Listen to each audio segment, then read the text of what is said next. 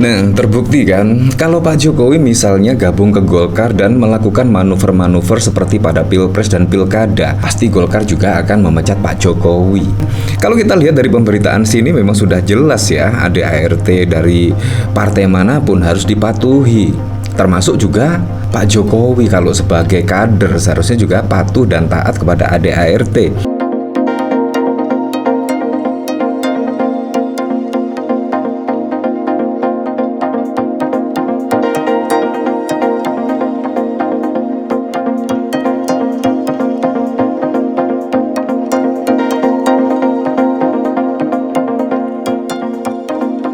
Nah, Ria Nursan dipecat Golkar usai maju Pilkada Kalbar dari PDIP.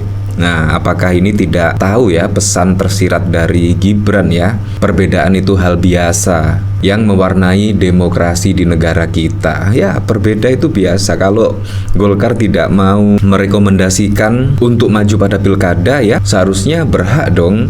Misal Ria Nursan dimajukan oleh PDIP, seharusnya legowo lah, legowo. Kalau memang perbedaan itu hal yang biasa. Dan pastinya Gibran juga pasti akan dipecat oleh Golkar. Ketika manuvernya pada saat lalu itu hal yang wajar sekali ya di dalam dunia kepartean. Karena kalau ada kader-kader yang melanggar ADART partai, pasti juga akan disanksi dengan pencopotan, dipecat dan lain sebagainya. Nah, bahkan ini dikomentari oleh Kang Manto. Ria Nursan, politisi partai Golkar yang tetap santai ketika dipecat oleh partai beringin. Ini namanya matang dalam berpolitik. Beda dengan orang-orang buangan yang dipecat oleh PDIP, berisik, tantrum, nangis-nangis kayak udah mau kiamat. Ya, seharusnya hal seperti itu sudah biasa lah, dipecat dan lain sebagainya sudah biasa. Tetapi kalau kita lihat bahkan dari loyalis dari Pak Jokowi ya, pada saat lalu dipecat, bahkan malah menyebut damai-damailah dengan Pak Jokowi. Pak Jokowi salah apa? Itu sangat lemah kalau menurut saya ya. Seharusnya sudah tahu konsekuensinya lah. Kalau manuver-manuver Pilpres dan bahkan bisa merugikan partai, ya pasti konsekuensinya akan dipecat. Seharusnya Pak Jokowi sudah tahu itu, dan Gibran seharusnya sudah tahu dan mengerti seperti itu. Seharusnya minta maaf malahan, tetapi malah ya Anda tahu sendiri lah.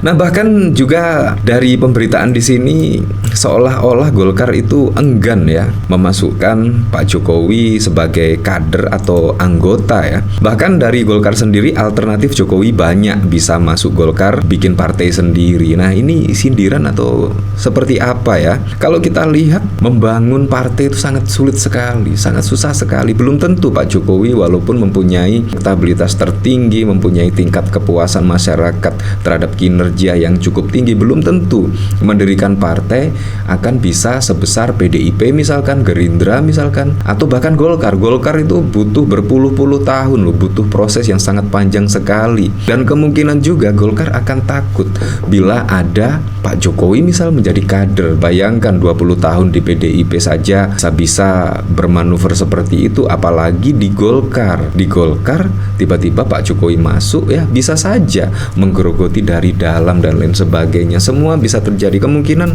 partai-partai saat ini juga menjaga-jaga jarak ya dengan Pak Jokowi ya. Ya, kemungkinan kalau kita lihat dari judul berita di sini, alternatif Jokowi itu banyak. Bisa bikin partai sendiri, bisa melalui projo, dan bisa yang lainnya. Ini penolakan secara halus kalau menurut saya ya. Sekretaris Jenderal Partai Golkar Sarmuji mengatakan partainya saat ini masih menahan diri terkait peluang Jokowi bergabung. Namun Sarmuji mengatakan komunikasinya dengan Presiden ke-7 RI tersebut berjalan lancar. Kalau komunikasi dengan Pak Jokowi itu lancar, tidak ada hambatan sama sekali. Komunikasi dengan Pak Jokowi, hanya saja kami berusaha untuk menahan diri mengobrolkan tentang masuk atau tidaknya Pak Jokowi ke Golkar, kata Sarmuji kepada wartawan di DPP Partai Golkar Jakarta pada 20 Desember. Dia mengatakan saat ini Jokowi tengah mempertimbangkan banyak hal. Sarmuji juga menilai banyak pilihan bagi Jokowi untuk menentukan keputusan politiknya ke depan. Nah, menurut saya juga Golkar pasti ya menolak secara halus lah kalau kita lihat dari sini ya.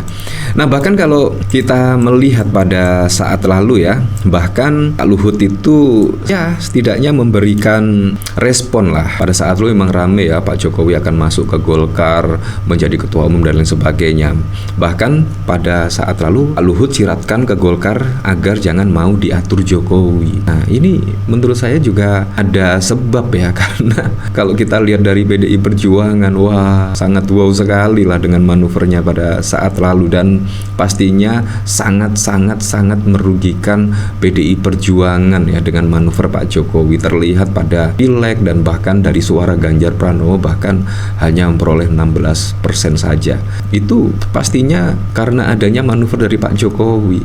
Untung saja pileg masih tetap menjadi pemenang dan bahkan pilkada juga masih mendominasi. Untung saja itu. Pengamat politik Rocky Gerung menilai Ketua Dewan Penasihat Golkar Luhut menyiratkan kepada partainya agar jangan mau diatur oleh Presiden Jokowi. Rocky Gerung melihatnya melalui pernyataan Luhut yang meminta agar pengurus Golkar tidak mau diatur orang lain. Pasti itu yang dimaksud oleh Pak Luhut.